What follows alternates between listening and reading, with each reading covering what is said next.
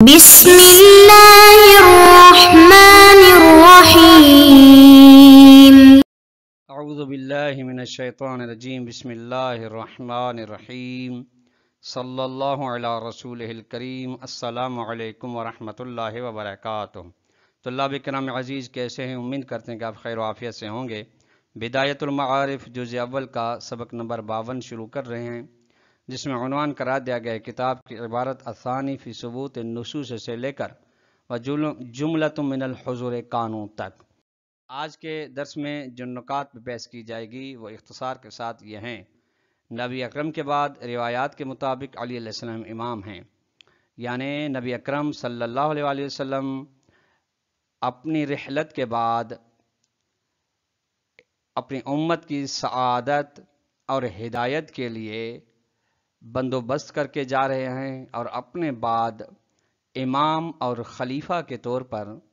اللہ کے حکم سے علی علیہ السلام کو امام بنا کے جا رہے ہیں۔ نمبر 2، متعدد مقامات پر نبی اکرم نے علی علیہ السلام کا امام کے عنوان سے تعارف کروایا ہے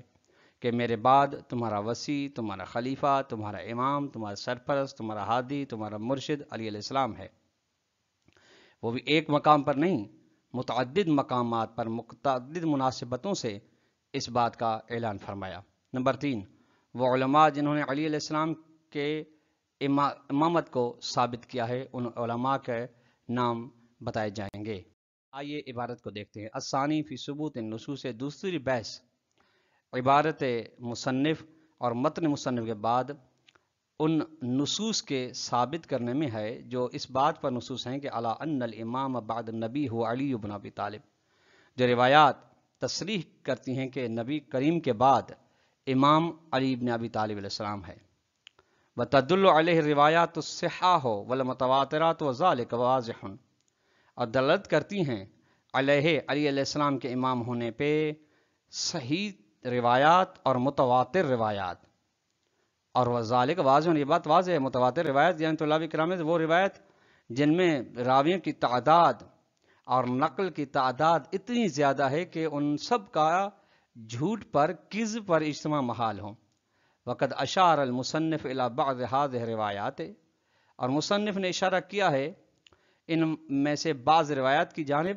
وفیما اشار الیہ غنا و کفایتا، اور ان مقامات میں جہاں مصنف نے جن کی جانب اشارہ کیا ہے وہ ہمیں بے نیاز بنا دیتی ہیں اور ہمیں کفایت کرتی ہیں۔ ثم ان المصنف اشار الى تعیینہ صلی اللہ علیہ وسلم لعلی علیہ السلام فی عدت مواطن وہو کذالک، شارح محترم فرماتے ہیں کہ اس کے بعد مصنف نے اشارہ فرمایا ہے کہ اس بات کی جانب کہ نبی کریم نے صلی اللہ علیہ وسلم نے معین فرمایا علی علیہ السلام کو امام متعدد مقامات میں، ایک دو نہیں، متعدد مقام، وہو کذالک، اور بات حقیقت میں ایسے ہی ہے۔ بل قد کرر بعضها فی مواطن متعددۃ، بلکہ تکرار کیا ہے نبی اکرم نے بعض مقامات اور بعض اسباب کو مختلف مقامات میں۔ وَهَذَا تکرار یشهد علی ان النبی اہتم بهذا الامر، یہ تکرار بار بار نبی اکرم کا بعض مناسبتوں سے اور بعض مقامات پہ، مختلف مقامات پہ علی علیہ السلام کی جانشینی، خلافت اور امامت کا تذکرہ کرنا گواہی دیتا ہے کہ نبی اکرم اہمیت دے رہے تھے اس بات کو کہ میرے بعد خلیفہ ہونا چاہیے تاکہ میرے بعثت کا مقصد تک پہنچے۔ وہ بھی کمال الاہتمام، اہمیت دیتے تھے،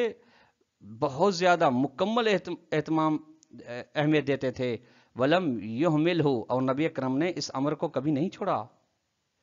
کبھی اس کی طرف عدم توجہ نہیں کیا۔ بل من اول الامر وشروعہ فی دعوت الناس الی التوحید توجہ الیہ، بلکہ ترقیہ ہے آغاز امر سے، یعنی آغاز زندگی پیغمبر سے، اور نبی کریم صلی اللہ علیہ وسلم نے اس سے قبل کے شروع ہوں، یعنی جب شروع کیا لوگوں کو دعوت دینے میں توحید کی جانب، توحید کی طرف دعوت دینے کے آغاز سے نبی اکرم نے توجہ کی الیہ، متوجہ ہوئے الیہ علی علیہ السلام کی جانب، یا اس امر کی جانب جو کہ امامت علیہ السلام کا ہے وَأَحْكَمَ أَمْرَ الْإِمَامَةِ بَعْدَهُ، اور امامت کے مسئلے کو محکم کیا، مضبوط کیا اپنے بعد، یعنی متعدد مقامات پر متعدد اصحاب کے سامنے، متعدد افراد کے سامنے علی علیہ السلام کی ولایت، جانشینی، وصایت، وزارت کا اعلان کیا، تاکہ اس مسئلے کو اہتمام کے ساتھ لوگوں کے حوالے پیش کیا جائے اور اس امر کو مضبوطی کے ساتھ لوگوں کو بیان کیا جائے۔ فنسبت الاحمال الیہ صلی اللہ علیہ وسلم افک و افتراء، احمال یعنی ترک امت، اپنے حال پہ امت کو چھوڑ دینے کی نسبت نبی کریم کی جانب، یہ جھوٹ ہے، افتراء ہے، جس میں ذرہ برابر کسی قسم کا بھی سچ نہیں پایا جاتا، صدق نہیں پائی جاتی، کہ ایسے نبی جو آغاز دعوت توحید سے دعوت امر امامت بھی دیتے ہوں، آغاز تبلیغ توحید سے تبلیغ امامت بھی کر رہے ہوں، تو ایسے نبی کے لیے کیسے کہا جا سکتا ہے کہ انہوں نے اپنی امت کو اپنے حال پہ چھوڑ دیا ہے، کہ جس کو جی چاہے جس کو بھی رہبر و امام منتخب کرے؟ ممکن نہیں۔ وعلیہ اس بنا پر فلا مجال بعد نسب النبی علی من جانب اللہ تعالی للخلافت لہذہ الابحاث، بس کوئی گنجائش نہیں بنتی اس کے بعد کہ نبی کریم نے علی علیہ السلام کو مقرر فرمایا خدا کی جانب سے، یعنی خدا کے حکم سے خلافت کے لیے مقرر فرمایا، کوئی گنجائش نہیں رہتی لحاظ الابحاث، ان مباحث کے لیے۔ وہ مباحث یہ ہیں، من ان نسب الامام واجب علی الناس، یہ مباحث میں نے بیان ابحاث کو بیان، یہ بحث کرنا، اور جو کلامی کتابوں میں یہ بحثیں ہوئی ہیں، اور ان کے پاس ان مباحث کے اوپر ہر ایک نے اپنی ادلہ پیش کی ہیں کہ امام کا تقرر واجب ہے لوگوں پر، ام لا یکن واجبن، یا واجب نہیں ہے۔ اس بات وجوب و عدم وجوب بے نسب امام کو بیان کیا جاتا ہے۔ فاذا کان واجبن، اور جب نسب امام کا وجوب ثابت ہو جاتا ہے تو دوسری بحث آ جاتی ہے، فہل ہوا واجب علی جمیع الامت او علی بعضها، تو یہ نسب وجوب امام تمام امت محمدی صلی اللہ علیہ وسلم پر واجب ہے یا ان میں سے بعض افراد پر؟ وعلی الاخیر، یعنی بعض افراد کے بنا پر، حل المراد من البعض اصحاب الحل والعقد ام المراد غیرهم، تو بعض میں سے ہر قسم کے افراد مراد ہیں یا اہل حل و عقد ہیں، یعنی جن کے ہاتھ میں معاشرے کی باغ دوڑ ہوتی ہے وہ ہیں، یا جو بھی ہوں جس کو بھی عوام چنیں اس کام کے انتخاب کے لیے وہ مراد ہیں۔ یہ بحثیں کی جاتی ہیں۔ فإن تلك الابحاث من متفرعات الامارت والخلافت الظاہریت، شارح محترم فرماتے ہیں یہ بحثیں کرنا جو ذکر کیے ہیں یہ خلافت و امارت ظاہریہ کی شاخوں میں سے ایک شاخ ہیں، یعنی خلافت ظاہریہ کی جو تعبیر کی جاتی ہے امامت کے لحاظ سے، جو اہل تسنن نے کی ہے، اکثر علماء اہل تسنن نے اور بعض علماء نے، یہ اس کے حساب سے کی جاتی ہے کہ اب خلافت ظاہری کے لیے کس کو منتخب کیا جائے، منتخب کرنا ضروری ہے یا نہیں ضروری ہے، کون منتخب کرے، یہ بحثیں اس کی شاخیں ہیں، اس کی جزئیات ہیں۔ دون الخلافت الالہیت المنصوصت، یہ مباحث اس خلافت الہیہ کلیہ میں جس کے جو منصوص ہوتی ہے، منصوص من اللہ ہوتی ہے، خدا کے حکم سے ہوتی ہے، نبی اعلان کرتا ہے یا امام بعد والے امام کے بارے میں اعلان کرتا ہے، ان کے بارے میں نہیں ہوتی۔ کیوں؟ فائدہ للہ فإن نسب فیہ نسب الہی، چونکہ اس میں نسب یعنی تقرر الہی ہوتا ہے، کا نسب نبی، جس طرح نبی کو خود خداوند تعالیٰ تقرر فرماتا ہے، اسی طریقے سے امام کو بھی خود خداوند تبارک و تعالیٰ تقرر فرماتا ہے۔ فرق یہ ہے کہ اس کے لیے نبی اعلان کرتا ہے یا ایک امام بعد والے امام کے لیے اعلان کرتا ہے۔ والمفروض ہوا وقوع، دراصل فرض کیا گیا کہ ہوا یہ نسب الہی وقوع واقع ہوئی ہے امام کے بارے میں۔ جب امام کے بارے میں یہ ہے کہ نسب الہی تقرر و تعین الہی ہوا ہے تو فتلک الابحاث اجتہاد فی قبال النص سے، یہ ابحاث جو طلاب کرام پیچھے گزشتہ میں بیان کی گئی، یہ ابحاث اجتہاد ہو جائیں گی نص کے مقابلے میں۔ یہ علم اصول میں قاعدہ ہے کہ جب بھی نص کے مقابلے میں اجتہاد کیا جائے تو اجتہاد قابل قبول نہ ہو، نہیں ہے، چونکہ اجتہاد کے ذرائع میں سے، منابع میں سے ایک خود نص ہے، نص قرآنی یا نص روائی۔ جب خود اجتہاد ان کے مقابلے میں آ رہا ہے تو پھر وہ اجتہاد قابل قبول نہیں ہے، وہ تفسیر بالرائے کے دائرے میں آ جاتا ہے، اس لیے قابل قبول نہیں ہے۔ جب نص ثابت ہے امامت کے بارے میں تو یہ مباحث کرنا کہ کون مقرر ہو کون مقرر نہ ہو، کسی کو مقرر کرنا امام کے لیے امامت کے طور پر واجب ہے یا واجب نہیں ہے، یہ مباحث اجتہاد ہیں اور اجتہاد یہ باطل ہے۔ ثم من المعلوم ان النسب الالہی خال عن الانحراف وابعد عن الاختلاف فیہ، اس کے بعد واضح بات ہے کہ نسب الہی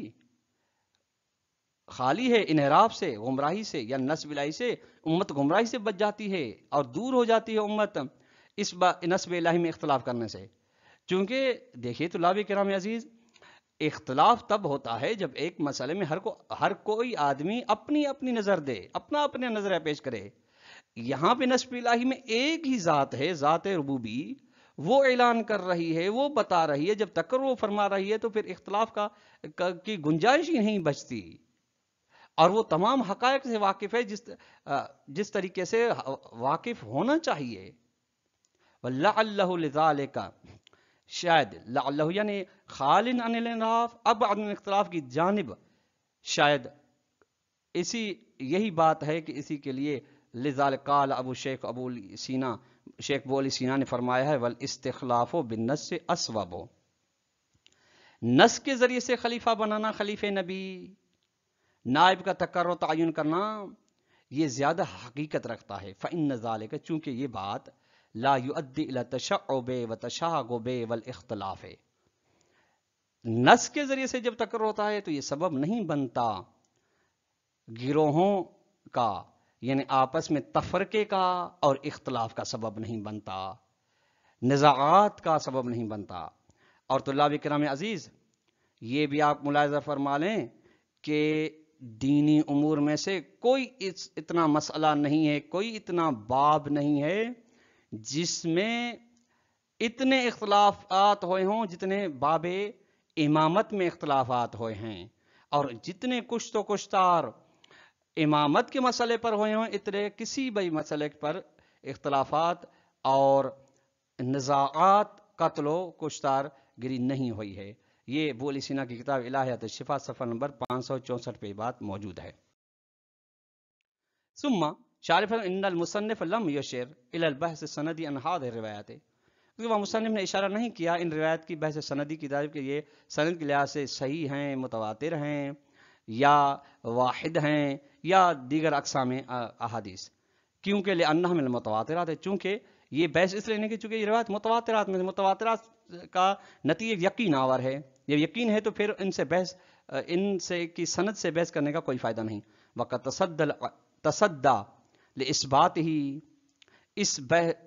سندی کو ثابت کرنے کے لیے ذمہ لیا ہے جمع من اعاظم الاصحاب، بہت بڑے علماء نے، علماء کے ایک گروہ نے، کل علامہ میر سید حامد الموسوی،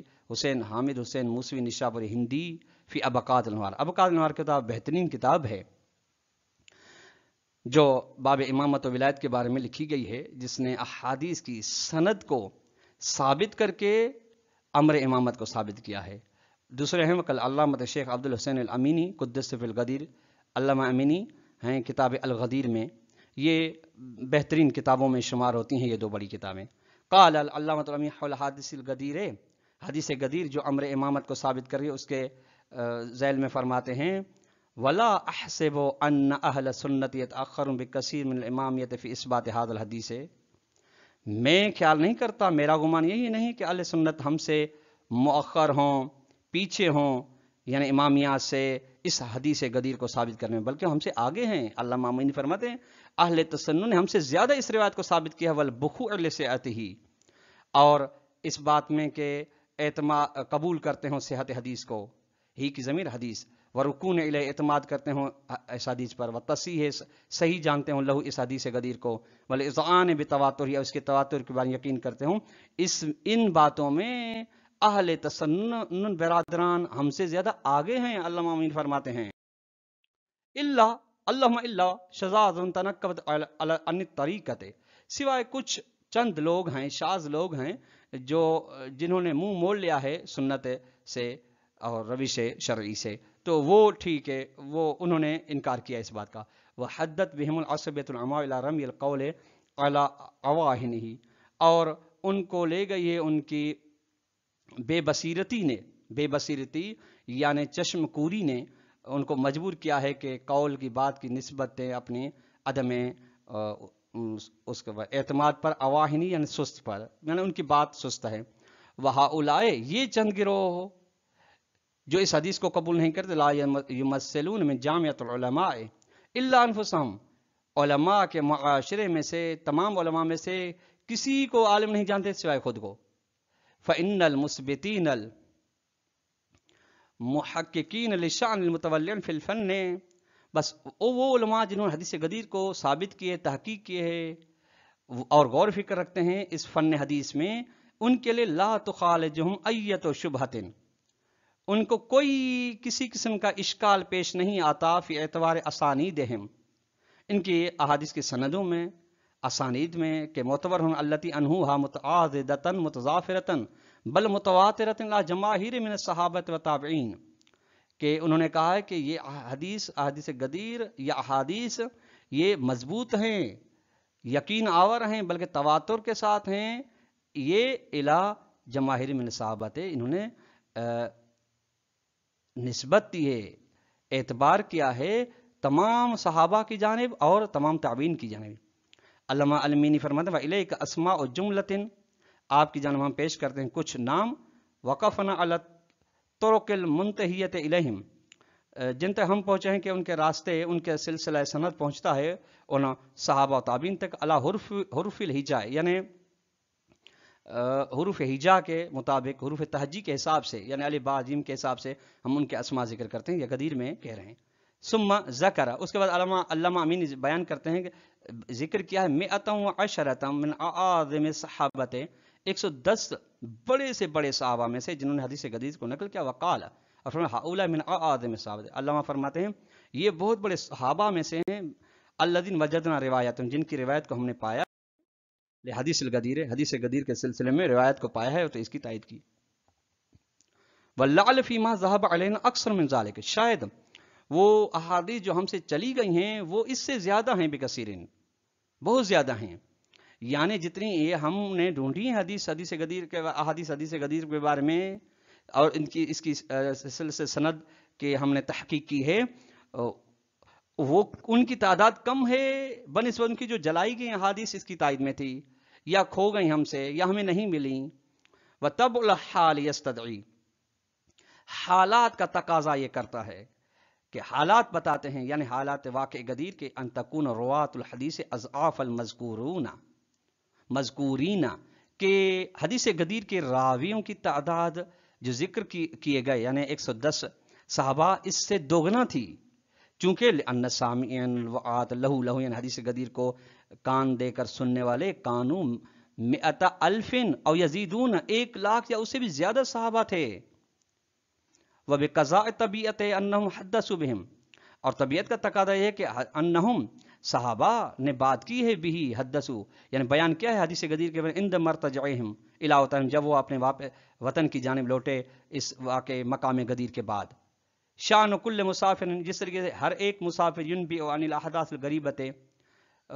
یعنی حیران کن واقعات جب اس کے سے پیش ہوتے ہیں تو خبر دیتا ہے حیران کن واقعات کے بارے میں، التی شاہدہ فی سفری، جو جن واقعات کا وہ مشاہدہ کرتے ہیں اپنے سفر میں. نعم، ہاں، فعلوا ذلک، یہ انہوں نے انجام دیا ہے، الا شذاذ منہم، سوائے ان میں سے کچھ کم صحابہ ہیں، صدتہم الضغائن عن نقلہ، جنہیں ان کے کینے اور بغض نے منع کر دیا ہے نقل حدیث غدیر کو. والمحدثون منہم، ان میں سے محدثین ہیں، وہم اکثرون، بلکہ علامہ امین الغدیر میں فرماتے ہیں وہ اکثر صحابہ ہیں، محدثین ہیں. فمنہم ہؤلاء المذکورون، ان میں سے یہ وہ اتنے افراد ہیں جو ذکر کیے گئے ہیں. ومنہم، اور ان میں سے کچھ من طوت حدیث باجواز الفلا بموت السامعین فی البراری والفلوات، اور کچھ محدثین دوسروں تک حدیث غدیر پہنچانے سے پہلے بیابان میں مر گئے، قبل ان ینو الی غیرہم، اس سے قبل کے حدیث کو غدیر کو دوسروں تک پہنچاتے. وَمِنْهُمْ من ارہبتہ الظروف والاحوال عن الاشادۃ بذلک ذکر الکریم، اور کچھ زمانے کے حالات سے ڈرنے کی وجہ سے ایک باہمیت واقع غدیر کو ذکر نہ کر سکے اور اس سے پیچھے رہ گئے. طلاب اکرام عزیز، آج کا درس یہاں پہ اختتام کو پہنچا، جس کا خلاصے کے طور پر اگر ہم سوال دینا چاہیں تو یہ بن سکتے ہیں کہ نمبر 1 سوال یہ ہے کہ آپ یہ بتائیے کہ نبی اکرم صلی اللہ علیہ وسلم نے علی علیہ السلام کے امام بلا فصل، خلیفہ بلا فصل کے تقرر کے بارے میں کتنی مرتبہ امت کے سامنے اعلان فرمایا. نمبر 2 سوال یہ ہے کہ امر امامت کس کا کام ہے، امت کا یا خدا کا، اور اس کے بارے میں دلیل پیش کریں. اس کے بعد آخری سوال یہ ہے کہ حدیث غدیر جو کہ مہم حدیث ہے امر امامت کو ثابت کرنے کے لیے یا علی علیہ السلام کے امام ہونے کو ثابت کرنے کے لیے، اس کے سند کے بارے میں کون سے بڑے علماء نے حدیثی کتاب اور سندی کتابیں لکھی ہیں، ان میں سے 2 کے نام بتائیں. والسلام علیکم ورحمۃ اللہ وبرکاتہ.